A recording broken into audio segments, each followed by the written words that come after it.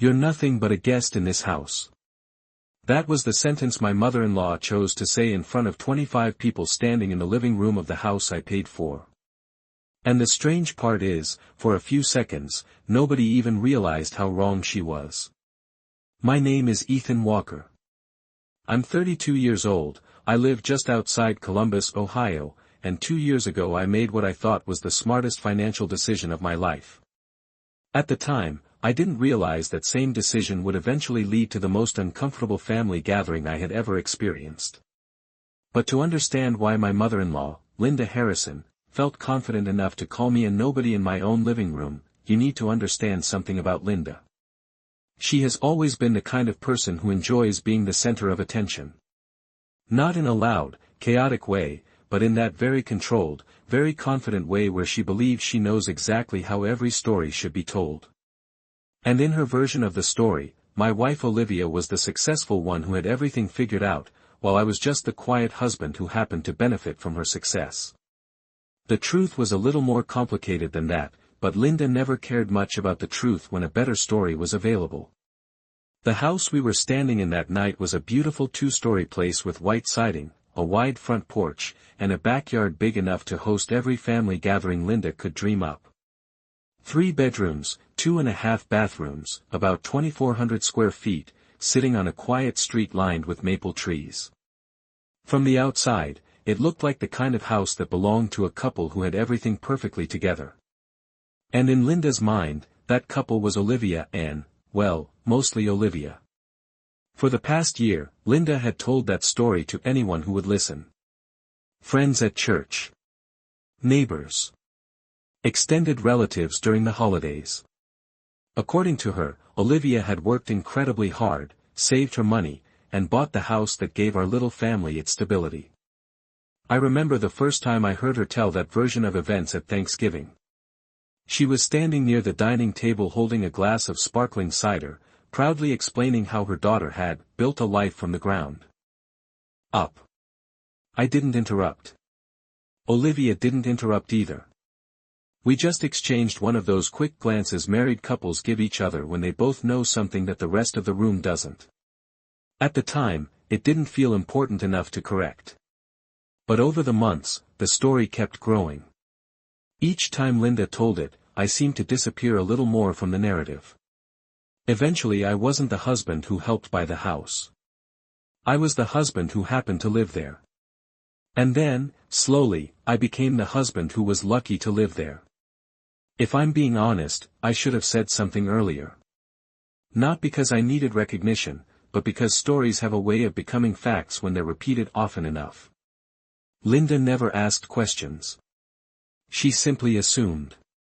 And when people assume things long enough, they start believing them with complete confidence. That confidence was exactly what filled our living room on the night everything finally fell apart. Linda had decided to host one of her big gatherings. Birthdays, promotions, anniversaries, it didn't really matter what the excuse was. If there was an opportunity to gather 30 people in one room and turn it into a celebration, Linda would find it. By 7 that evening, the house was full. My brother-in-law Ryan was standing near the kitchen island talking about football scores. Olivia's cousin Melissa was setting out trays of food on the dining table. Someone had turned on soft music in the background, and people were drifting between the living room and the patio with paper plates in their hands.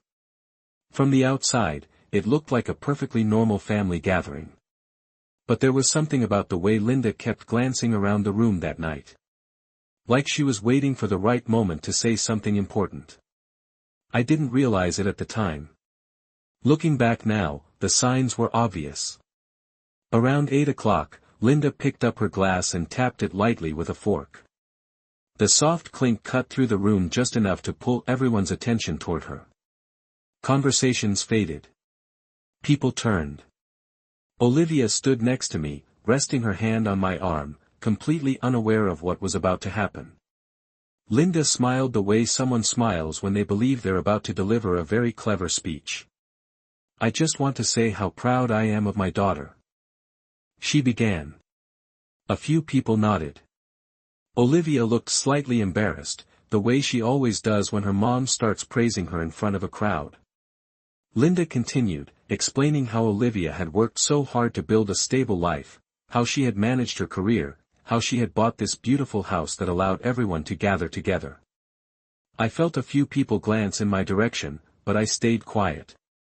I had heard this version of the story many times before. Then Linda turned slightly, pointing her glass in my direction with a smile that looked friendly on the surface but carried a hint of something sharper underneath. "And Ethan," she said, letting my name hang in the air for a moment. "You're very lucky my daughter lets you stay here." A few people chuckled politely, thinking it was harmless teasing. Linda wasn't finished. She leaned back slightly and said the sentence that froze the entire room just a few seconds later. "Let's be honest," she said. "Without Olivia, you'd be a nobody. And right now you're basically a guest in her house." For a brief moment, the room filled with that awkward half-laughter people give when they're not sure whether something is a joke or an insult. Olivia's hand tightened around my arm. I could feel her body stiffen slightly beside me. Linda took a sip from her glass, completely confident in what she had just said. And that was the exact moment I realized something important. She truly believed it. She believed every word. Which meant she had absolutely no idea what was about to happen next. For a few seconds after Linda said that sentence, nobody in the room knew how to react. The polite laughter faded quickly, replaced by the kind of silence that feels heavier with every passing moment. Olivia's hand was still wrapped around my arm, and I could feel her grip tightening slightly as she looked from her mother to me, clearly realizing that what Linda had just said was not harmless teasing anymore. I kept my expression calm. That part was important. One of the things I have learned over the years is that when someone humiliates you publicly, the worst possible response is anger. Anger gives them control of the moment. Calmness takes it back. Linda, on the other hand, looked completely comfortable. She had the relaxed confidence of someone who believed the entire room agreed with her. She set her glass down on the kitchen counter and folded her arms with a small smile that suggested she was waiting for some kind of response from me. The truth is, I could have corrected her right there. I could have ended the conversation in a matter of seconds. But I did not move. Because at that moment, something interesting was happening. People around the room were beginning to look confused. Ryan, my brother-in-law, shifted his weight and glanced toward Olivia as if trying to read her reaction. Melissa stopped arranging the food trays and stared at the floor for a moment before slowly looking up again. A couple of Linda's friends from church exchanged awkward looks with each other. The atmosphere in the room had changed. What started as a celebratory speech was now drifting into uncomfortable territory. Linda either did not notice or simply did not care. She stepped forward again, continuing her little speech as if nothing unusual had happened. She started talking about how proud she was that Olivia had managed to build something of her own. According to Linda's version of the story, Olivia had saved her money carefully, worked long hours, and eventually purchased the house that allowed everyone to gather together that evening. Every time Linda repeated that story, I seemed to shrink a little more inside it. I had heard the same speech so many times that the rhythm of it felt familiar, almost rehearsed. What nobody in the room realized was that this story had started 2 years earlier on a cold Tuesday morning in February when Olivia and I first walked into the real estate office downtown. At the time, we had been married for just over a year. We were living in a small apartment about 15 minutes from where we stood that night, and every time we drove through the quiet neighborhoods outside the city, Olivia would point at houses with wide porches and tree-lined streets and say that one day she wanted a place that felt like a real home. We spent months looking at listings online, comparing prices, calculating mortgage payments, and trying to decide whether we were ready for that kind of commitment. Eventually we found the house on Maple Ridge Drive. It was not the largest house in the area, but it had everything we wanted. A comfortable living room, a bright kitchen with wide windows, a backyard big enough for gatherings, and a neighborhood quiet enough that you could hear birds in the morning instead of traffic. I remember standing in the driveway during our first visit, looking up at the porch lights glowing against the evening sky, and thinking that this place could actually become the center of our lives. The price was just under $400,000. It was more money than either of us had ever spent on anything before. But by that point I had been working for several years at a logistics company outside Columbus, steadily saving most of my income. Olivia had her own career as well, but the larger portion of our savings account came from my side. When we sat down with the real estate agent to talk about the offer, we made the decision together. The down payment would come from our shared savings, which at that point was made up mostly of the money I had been setting aside for years. Olivia squeezed my hand under the table when we signed the paperwork that afternoon. It was one of those quiet moments married couples remember later when they realize something important just happened. What made the situation slightly unusual was the way the legal paperwork was arranged during the purchase process. At the time, my work schedule involved frequent travel across state lines. Our real estate attorney suggested that it might be simpler for certain financing documents if the initial title registration was placed under Olivia's name during the early stages of the process. It was not uncommon, he explained. The ownership could be adjusted later as needed once everything was finalized. Olivia and I talked about it for less than 5 minutes before agreeing. We trusted each other completely. The name on the first document did not feel like something that mattered very much. What mattered was that we were building something together. The problem with decisions like that is that they create small gaps in the story that other people can fill with their own assumptions. Linda never asked about the paperwork. She never asked how the purchase actually worked. She saw her daughter's name connected to the house once and decided she understood the entire situation. Over time, that assumption grew into a story she loved telling. And eventually that story turned into something she believed with absolute confidence. Standing in the living room that night, watching Linda proudly repeat the version of events she had constructed in her mind, I realized just how certain she was. Which meant she was completely unprepared for the one detail she had never bothered to learn. I could see the confidence on Linda's face as she finished her speech, the kind of confidence that only comes from believing you fully understand a situation. She stood there with her arms crossed lightly, looking around the room as if she had just delivered a clever toast. A few people nodded politely, but the mood in the room had shifted in a way that was impossible to ignore. The music was still playing softly in the background, but nobody seemed interested in the conversation anymore. Everyone was watching the small space between Linda and me, waiting to see what would happen next. I did not move right away. Instead, I looked around the room slowly, taking in the expressions on the faces of the people standing in what they believed was Olivia's living room. Ryan had his hands in his pockets, shifting his weight from one foot to the other. Melissa had stopped pretending to organize the food table and was now watching carefully. A couple of Linda's friends looked like they were beginning to regret being part of the audience for this moment. Olivia was still standing next to me, her fingers lightly wrapped around my arm, and I could feel the tension in her posture. She knew something her mother did not know. But she also knew that once the truth came out, the evening would never feel the same again. Linda, however, remained completely relaxed. She looked proud of herself, almost satisfied, as if she had successfully placed me back into the role she believed I belonged in. In her mind, the story was simple. Olivia had worked hard, saved her money, and bought a beautiful home. I was the husband who had been fortunate enough to benefit from her success. The more Linda told that story over the past 2 years, the more confident she became that it was true. And the more confident she became, the more comfortable she felt reminding everyone of it whenever the opportunity appeared. The truth was that Linda had never been particularly interested in the details of our lives. She liked conclusions more than explanations.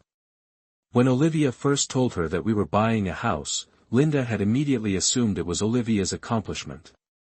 She congratulated her daughter enthusiastically and never once asked how the process had actually worked. I remember the phone call clearly. Olivia had been sitting at the kitchen counter in our apartment while I was standing near the window reviewing some paperwork. She put the phone on speaker so I could hear Linda's reaction. Linda had sounded thrilled. She told Olivia how proud she was and how impressive it was that her daughter had managed to reach such an important milestone at such a young age. At one point she even said that it was wonderful Olivia had chosen a house that a husband could grow into. Olivia had glanced at me with an apologetic smile when she heard that comment. I just shrugged. At the time, correcting Linda felt unnecessary. It was easier to let her believe what she wanted to believe. But that was the beginning of a pattern that slowly grew more noticeable over the following months. Whenever the house came up in conversation, Linda framed the story the same way. She talked about Olivia's determination, Olivia's planning, Olivia's achievement. Sometimes she would add a light-hearted comment about how lucky I was to be along for the ride. At first those comments were subtle. Then they became a little more direct. Eventually she started introducing me to people by saying things like, "This is Ethan, the man who gets to enjoy my daughter's house." It was always said with a smile, and most people assumed it was harmless humor. But humor has a way of revealing what someone truly believes. And Linda truly believed that the house belonged to Olivia alone. What made the situation even more interesting was that Olivia never encouraged the misunderstanding. She never bragged about buying the house herself. In fact, she tried to redirect the conversation several times when her mother started exaggerating the story. But Linda had already decided how the narrative worked, and once she decided something, changing her mind was nearly impossible. I remember one afternoon about 6 months after we moved in when Linda was visiting for lunch. She stood in the backyard looking at the patio furniture and said that she was proud of Olivia for creating such a beautiful home. Olivia opened her mouth to say something, probably to correct her, but Linda kept talking before she had the chance. She went on about how important it was for a woman to have independence and how admirable it was that her daughter had managed to secure a house without relying on anyone else. I watched Olivia hesitate for a moment, then quietly change the subject. Later that evening she asked me if it bothered me that her mother kept telling that story. I told her it did not bother me as much as it fascinated me. Because every time Linda repeated that version of events, she became more certain of it. And certainty without information is a dangerous thing. It builds confidence that has no foundation. By the time we reached the gathering in our living room that night, Linda's confidence had reached its highest point. She had told the story so many times that it had become part of her identity. She was proud of having a daughter who owned such a beautiful home, and she was equally comfortable presenting me as the husband who benefited from it. That belief was exactly what allowed her to say the sentence that had just echoed through the room. "You are basically a guest in her house." As the silence stretched across the living room, I realized something else about Linda's confidence. She did not just believe the story. She believed everyone else believed it too. And that was the moment I understood that the next few minutes were going to change the way everyone in that room saw this house forever. The silence in the room stretched longer than anyone expected. People shifted slightly where they stood, as if their bodies were trying to adjust to the tension that had suddenly filled the air. Linda still looked completely comfortable, but the confidence in her posture now felt strangely out of place. The more I watched her, the more obvious it became that she had no idea how the situation actually looked to everyone else. When someone insults another person in front of a crowd, the crowd usually expects one of two reactions. Either the person being insulted becomes defensive and angry, or they laugh it off and pretend the comment did not matter. What nobody expects is patience. I kept my voice calm when I finally spoke. And that alone made several people in the room lean a little closer. "Are you sure about that?" I asked. It was a simple question, but the way it landed in the room made it feel heavier than I intended. Linda raised her eyebrows slightly as if the answer was obvious. "Of course I am sure," she replied with a small laugh. "Everyone here knows Olivia bought this house." She gestured toward the room as if the walls themselves were evidence supporting her argument. A few people nodded automatically, not because they actually knew the details but because they had heard the same story from Linda many times before. That is how assumptions work. Once a story has been repeated enough times, it begins to feel like common knowledge. Olivia shifted beside me, and I could sense she was debating whether to say something. I gently placed my hand over hers to let her know it was all right. She did not need to interrupt. This was a conversation that had been building quietly for 2 years.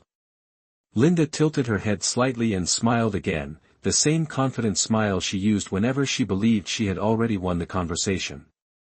Ethan, she continued, there is nothing wrong with appreciating what someone else has built. You should be proud of Olivia for giving you a place like this. The word giving echoed across the room in a way that made a few people glance down at their plates. That was the moment when the tension finally reached a point where even Linda's closest friends began to look uncomfortable. Ryan cleared his throat quietly near the kitchen counter but said nothing. Melissa folded her arms and leaned back against the wall, watching carefully. The room felt smaller somehow, like the walls had moved a few inches closer together. I took a slow breath and looked around the living room again. The house looked exactly the way it always did during Linda's gatherings. Warm lights above the kitchen island. Soft music still playing from the speaker near the bookshelf. Plates of food spread across the dining table. But the atmosphere had changed completely. The house no longer felt like the background for a celebration. It felt like the stage for something important that nobody expected to witness that evening. Linda noticed the silence but interpreted it differently. She assumed people were waiting for me to accept her version of the story. Her confidence made sense if you understood how thoroughly she believed the narrative she had built over time. In her mind, Olivia had achieved something impressive and I was simply fortunate enough to be part of it. I realized that if I corrected her too quickly, it would sound like I was trying to defend my pride. That was not the point. The point was the truth. And sometimes the truth needs a moment to arrive. I stepped slightly away from the kitchen island and looked directly at Linda. So you really believe I am just a guest here? I asked. She laughed again, though this time the sound carried a hint of impatience. Ethan, do not take it personally, she said. You live here because of Olivia. That is just the reality. She said it so casually that a few people in the room actually winced. Even Linda's friend Karen, who had been smiling politely earlier, now looked down at the floor as if she wished she were somewhere else. Olivia finally spoke softly beside me. Mom, maybe we should not, but Linda raised her hand gently, cutting her off before she could finish. Olivia, honey, it is fine, she said. I am just being honest. That word honest lingered in the air for a moment. It was interesting to hear someone describe an assumption as honesty. I nodded slowly as if I were considering her point. You are right about one thing, I said calmly. Honesty is important.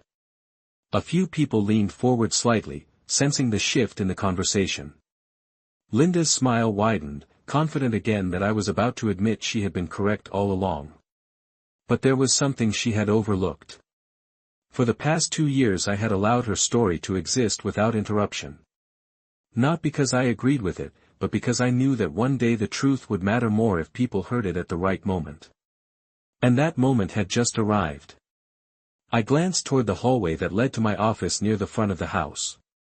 The door was closed, just like it always was during gatherings. Behind that door was a small desk, a filing cabinet, and a folder that had been sitting quietly in the same place since the day we finished the purchase process. Linda followed my gaze briefly but did not think much of it. To her, the evening was still a simple conversation about pride and family achievements. She had no reason to suspect that the next thing I was about to do would change the entire story she had been telling for the last 2 years. The moment stretched just long enough for everyone in the room to notice that something had shifted. I did not raise my voice. I did not argue. Instead I simply nodded once, like someone acknowledging a point in a conversation. Linda mistook that gesture for agreement, and I could see her shoulders relax slightly as if she believed the discussion had already ended in her favor. But the silence in the room told a different story. People were watching carefully now, not just listening but observing every movement, every expression. I glanced once more toward the hallway that led to my office and then back at Linda. "You know," I said calmly, "it is interesting how stories change over time." Linda gave a small laugh, though the sound was tighter than before. "Stories?" she repeated. "There is no story, Ethan. It is just the truth." I nodded again. "That is exactly the part that fascinates me." A few people exchanged quiet looks. Ryan shifted his weight again, clearly sensing that the conversation was moving somewhere unexpected. Olivia stood very still beside me, and I could feel the tension in her posture, not because she was afraid of what I might say but because she knew the moment that was coming could not be undone. Linda tilted her head slightly, studying me as if she were trying to decide whether I was joking or simply being stubborn. "Ethan," she said, her tone softening slightly, "you do not need to be embarrassed. Plenty of couples have one person who handles the big purchases." The word embarrassed hung in the air like an accusation disguised as sympathy. A couple of people near the dining table looked down at their plates again.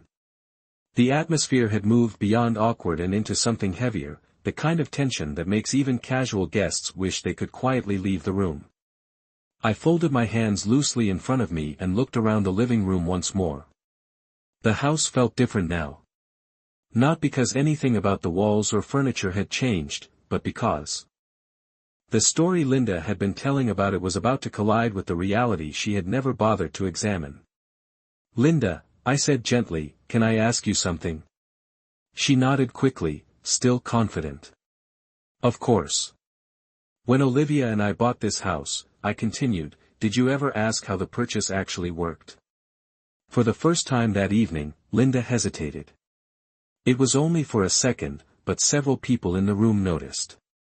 "Well," she said after a moment, "I assumed it was obvious. Olivia told me she found the place and handled the paperwork." I nodded slowly, as if considering her answer carefully. "That is true," I said. "She did handle some of the paperwork." Linda's smile returned immediately. "There you go," she said, turning slightly toward the room as if she had just confirmed her point. "That is exactly what I have been saying." I waited a moment before speaking again. Timing matters in moments like this. If you rush the truth, people treat it like an argument. If you allow the room to settle first, the truth arrives with more weight. "But paperwork can be complicated," I added calmly. "Especially when you are dealing with banks, financing approvals, and property titles." That word titles caused a few eyebrows to lift around the room. Linda's expression tightened slightly, though she tried to hide it behind another polite smile. "All houses have paperwork, Ethan," she said. "That does not change who owns them." I nodded once more. "You are right. Ownership is exactly what the paperwork determines." The room grew even quieter. The music from the speaker had faded into the background so completely that it almost sounded like silence. Linda folded her arms again, but this time the gesture looked less confident and more defensive. "Ethan," she said slowly, "I am not sure what point you are trying to make." I looked at her for a moment, then glanced again toward the hallway. The office door remained closed, just as it had been all evening. Behind that door was the small desk where I kept important documents organized in a drawer. One of those documents had been placed there 2 years earlier on the day our real estate attorney finalized the property records. I remembered that afternoon clearly. The attorney had slid the final documents across the desk and explained that everything was officially registered with the county. Olivia had squeezed my hand when we left the office building and stepped out into the bright Ohio sunlight. At that moment, the house on Maple Ridge Drive had officially become ours. What Linda never realized was that the final ownership record did not match the story she had been repeating for 2 years. I looked back at her and spoke quietly. "The point I am making," I said, "is that assumptions can be very convincing when nobody checks the details." Linda let out a small breath that sounded almost like a laugh, though the sound was thinner than before. "Ethan," she said, "I think everyone here understands the situation." I nodded once more. Yes, I replied. That is exactly what I am about to fix. A few people leaned slightly forward. Ryan's eyebrows lifted. Melissa straightened from the wall. Olivia's hand slipped gently into mine as if she knew the moment had finally arrived. Linda looked at me with a mixture of confusion and irritation, clearly unsure why I still seemed so calm. I turned my head toward the hallway again, then took a step in that direction. The movement was small, but it changed the energy in the room instantly. Conversations had completely stopped. Even the people near the patio doors were now watching closely. Linda's voice followed me as I reached the edge of the hallway. "Ethan," she called, "where are you going?" I paused for a moment before answering, then looked back at her with the same calm expression I had held all evening. "I am going to get something," I said. "Because if we are going to talk about who owns this house, we should probably look at the document that actually says so." I could feel every pair of eyes in the room following me as I stepped into the hallway. The shift in attention was almost physical, like the air itself had moved. Behind me the living room had gone completely silent. Nobody was talking anymore. Nobody was laughing. The music that had been playing earlier now sounded distant and unimportant. What had started as a casual family gathering had quietly transformed into something else entirely. The hallway lights were dimmer than the living room, casting a warm glow across the hardwood floor as I walked toward the office door. I did not rush. There was no need to. Moments like this are not about speed. They are about clarity. Behind me I could hear a faint murmur ripple through the room as people tried to process what I had just said. Linda's voice rose above the whispers a moment later. "Ethan, this is ridiculous," she said, though the confidence in her tone had started to thin slightly. "You do not need to bring paperwork into a simple conversation." I paused at the office door and rested my hand on the handle before opening it. For a moment I looked back down the hallway toward the living room. From that angle I could see nearly everyone in the house standing in the same place they had been when I left, like a group of people frozen in the middle of a photograph. Linda stood near the kitchen island with her arms crossed again, but this time her expression was less certain than it had been earlier.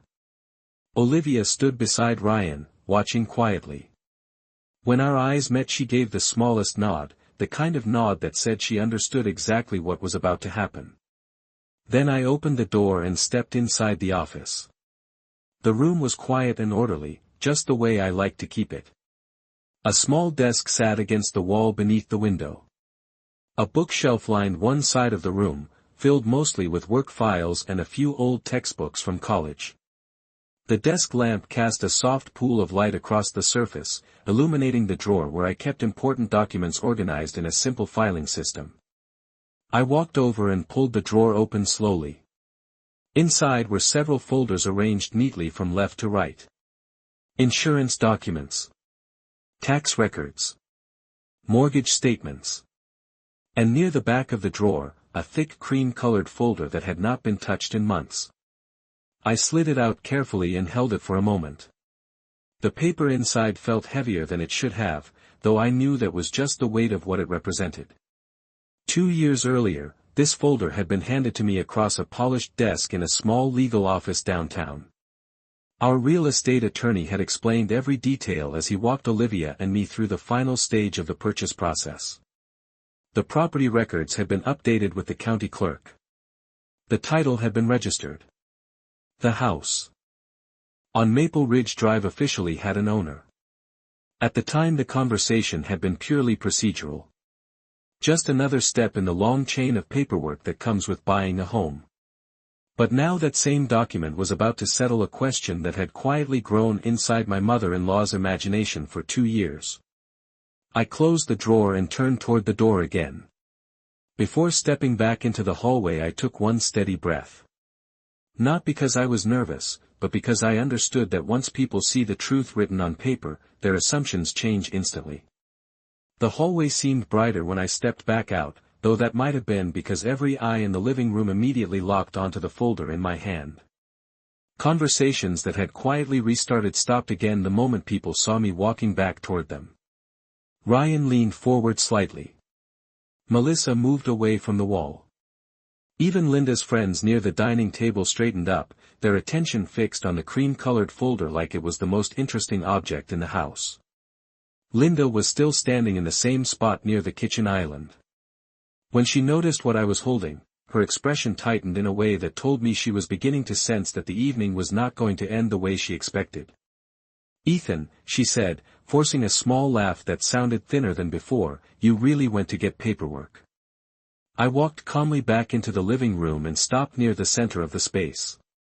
The room felt even quieter now, as if the walls themselves were listening. "You said honesty was important," I replied. "I agree with you."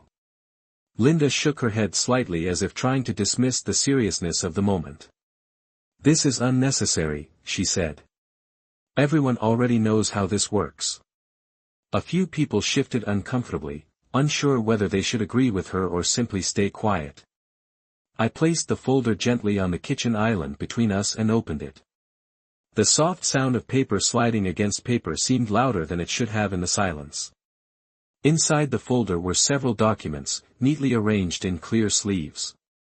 I flipped past the first page and turned to the one that mattered. Even from a distance, the bold heading across the top of the page was easy to read. Property deed.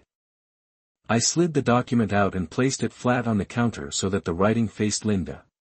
For a moment she did not move. She simply stared at the paper as if it were written in a language she did not recognize. The room waited with her. Then slowly, almost cautiously, she leaned forward to read the line beneath the heading where the owner's name was printed in clear black letters. And that was the moment when the story she had been telling for the past 2 years finally met the one detail she had never bothered to learn. For a moment Linda did not react at all. She leaned slightly closer to the kitchen island, her eyes moving across the page as if she expected the words to rearrange themselves into something that matched the story she had been telling. The room remained completely silent. Nobody spoke. Nobody even shifted their feet. Everyone was waiting for the same thing, the moment when Linda finished reading the line that mattered most. The property deed lay flat between us, the official county seal printed clearly near the top of the page and the bold heading still visible above the ownership line. Beneath that heading, in clean black letters, was the name registered as the legal owner of the house on Maple Ridge Drive. Ethan Walker. My name. Not Olivia Harrison. Not Olivia Walker. Not anyone else standing in that room. Just Ethan Walker. Linda blinked once as if her eyes were adjusting to the light. Then she leaned even closer, reading the line again. The second time took longer. When she straightened slightly, the confident smile she had been wearing all evening had disappeared completely. I did not say anything. There was no need to rush this moment. Some truths arrive quietly and allow people to process them at their own speed. Around us the room remained frozen. Ryan had stepped a little closer to the kitchen island, his eyes fixed on the document.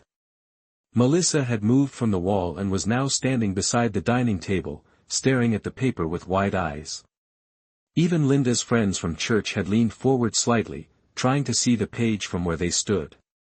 Olivia remained beside me, calm but attentive, watching her mother with an expression that was impossible to read. Linda finally spoke, though her voice sounded different now. Thinner and uncertain. That cannot be right, she said quietly. The words did not sound like an accusation. They sounded like confusion. I kept my voice steady when I answered.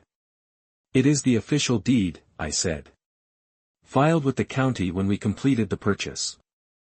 Linda looked down at the document again as if hoping she had missed something important. Her finger hovered above the page for a moment before she slowly traced the printed line where my name appeared. The movement was small, but everyone in the room noticed it.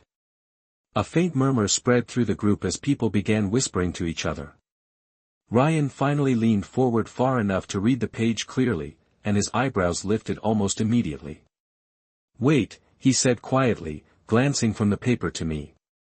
It says Ethan Walker. I nodded once. That was all the confirmation he needed. Melissa covered her mouth with one hand as she stared at the document. One of Linda's friends whispered something under her breath that sounded like surprise. The atmosphere in the room had changed again, but this time the shift felt undeniable. Earlier in the evening Linda had been standing at the center of the conversation with complete confidence. Now the attention in the room had moved somewhere else entirely. It had moved to the quiet piece of paper resting on the kitchen island. Linda straightened her posture and crossed her arms again, though the gesture looked less certain than before. "There must be some mistake," she said. "Olivia told me she handled the paperwork." Olivia finally spoke, her voice calm but firm. "I did handle some of it," she said. "But that does not mean the house is only mine." Linda turned toward her daughter with a look of disbelief. "But you said you bought this house," she insisted. Olivia shook her head gently. "No, Mom," she replied. "I said we bought the house." The difference between those two sentences hung in the air like a quiet correction that had been waiting for years to be spoken clearly. Linda opened her mouth to respond but stopped when she realized the room was no longer focused on her version of the story. Everyone's attention had shifted to the document and the explanation that followed it. I slid the deed slightly closer to her across the counter so she could see it more clearly. The purchase process was complicated, I explained calmly. At the beginning some of the early documents were processed under Olivia's name because of the way the financing paperwork worked. But when the property title was finalized with the county, the ownership was registered under my name. Linda stared at the page again, absorbing the information slowly. Her shoulders lowered slightly as if the certainty she had carried all evening had finally slipped away. Ryan let out a quiet breath that sounded almost like a laugh of disbelief. "So Ethan actually owns the house," he said softly. I shook my head gently. "Olivia and I built this life together," I replied. "But legally speaking, the property deed is in my name." The room went silent again, though this time the silence carried a completely different feeling. Earlier it had been tense and uncertain. Now it felt like realization spreading from one person to the next. Linda looked around the living room as if seeing it differently for the first time. The wide porch she had bragged about to her friends. The large backyard where she loved hosting gatherings. The bright kitchen where she had just told everyone her daughter was the owner. All of it suddenly existed inside a reality she had never bothered to verify. Her gaze returned slowly to the document on the counter, then lifted toward me. For a moment she did not speak. The only sound in the room was the faint hum of the refrigerator behind us and the distant music still playing softly near the bookshelf. Finally she said the one thing that made it clear the evening had changed forever. "You mean this entire time," she said slowly, "the house has been yours?" For a moment nobody spoke after Linda asked that question. The sentence hung in the air as if the entire room needed time to adjust to it. Her voice had lost the certainty it carried earlier in the evening, and the shift was obvious to everyone standing around the kitchen island. I watched her carefully as she looked down again at the document on the counter, her eyes moving across the printed lines as if she were hoping to find something that would restore the version of the story she had been repeating for the past 2 years. But the page did not change. My name was still there. The county seal was still there. The ownership record was exactly the same as it had been the day it was filed. Around us the room slowly began to breathe again. People who had been holding their posture stiffly started to relax their shoulders. Ryan ran a hand through his hair as he looked from the document to me and then back again, still processing what he had just learned. Melissa whispered something quietly to one of Linda's friends, and the woman nodded in disbelief. Olivia remained beside me, calm but attentive, her expression steady as she watched her mother come to terms with the truth that had just unfolded in front of everyone.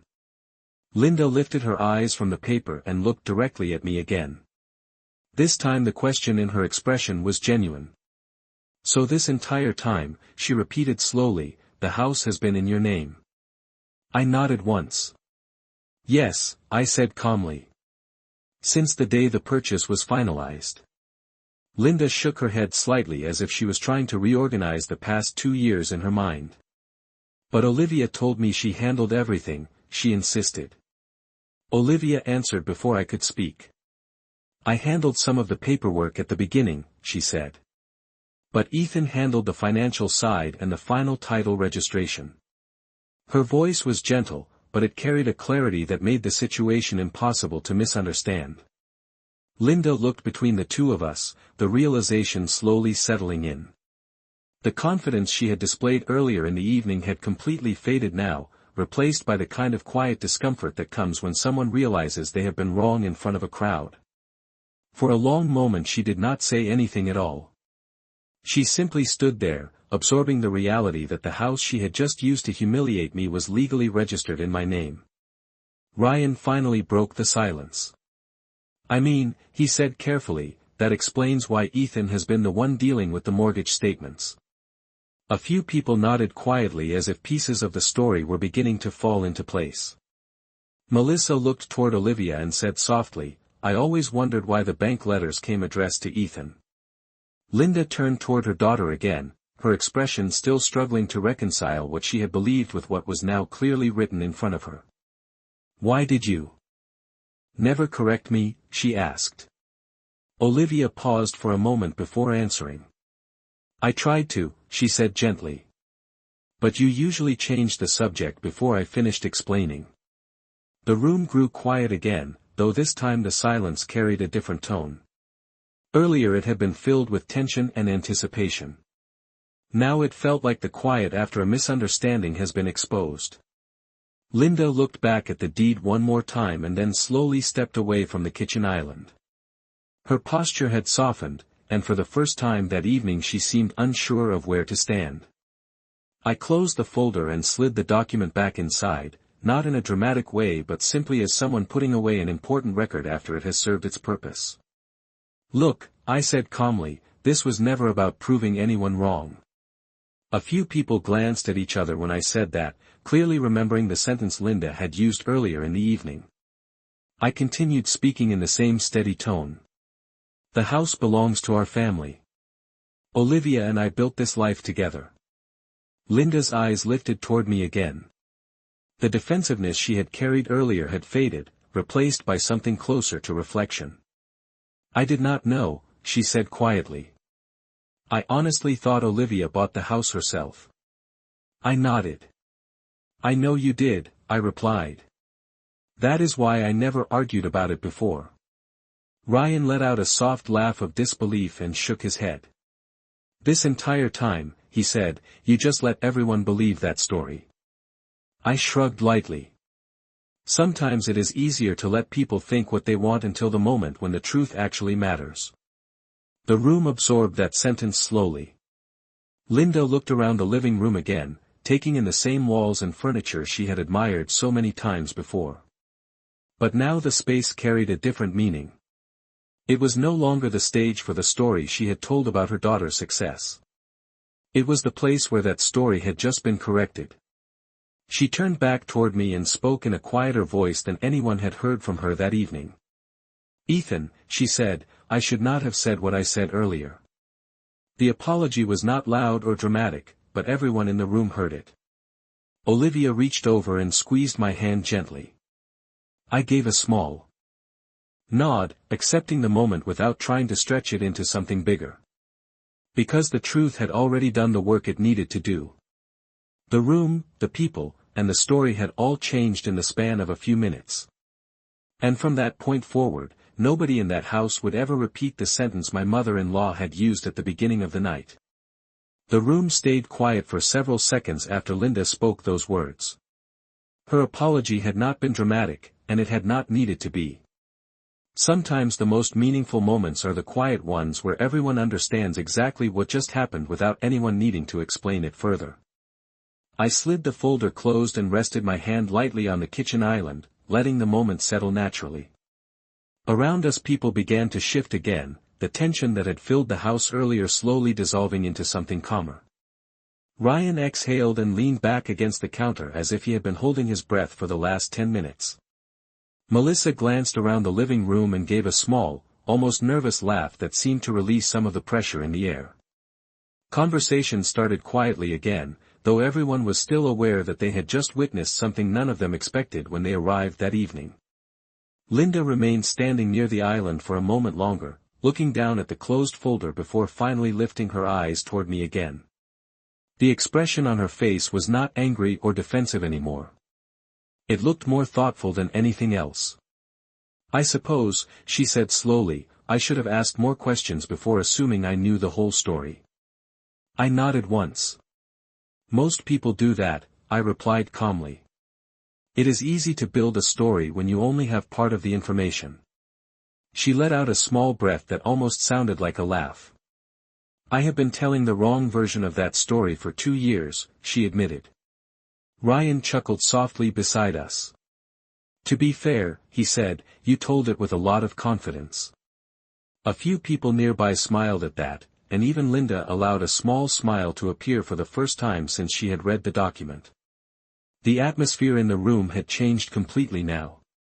Earlier the gathering had been filled with awkward tension and curiosity about how the argument might end. Now it felt more like the quiet aftermath of a misunderstanding that had finally been cleared up.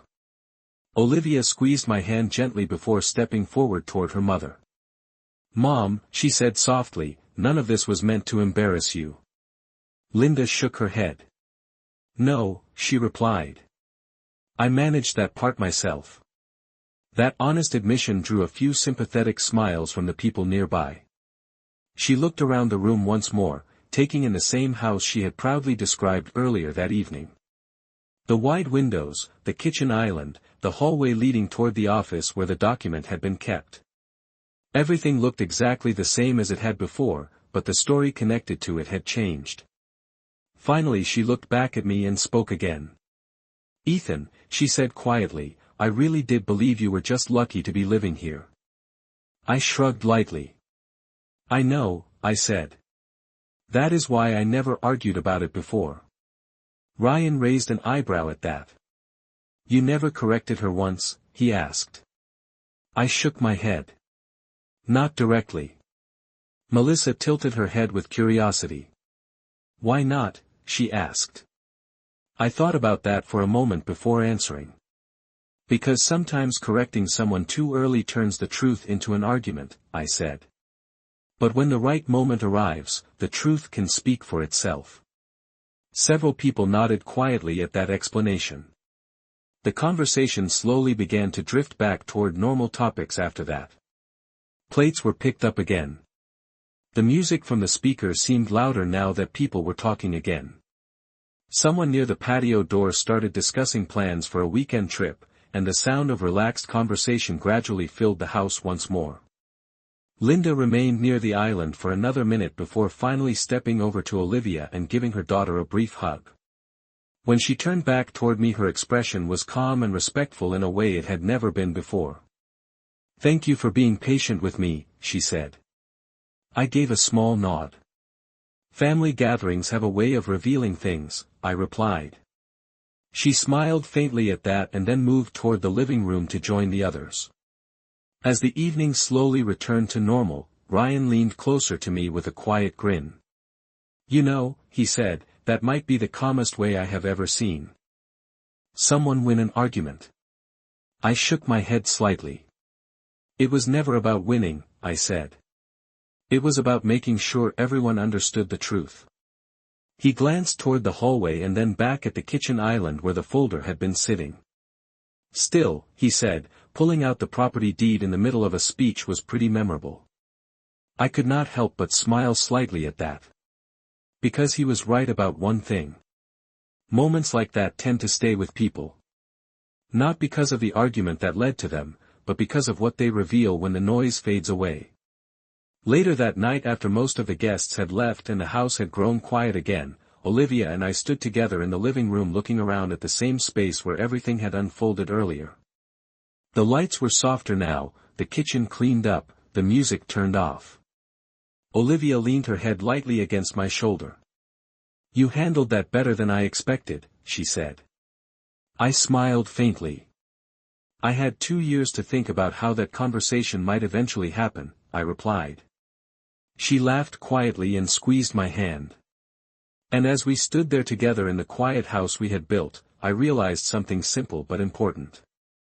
That was the last time my mother-in-law ever called me a nobody in my own home.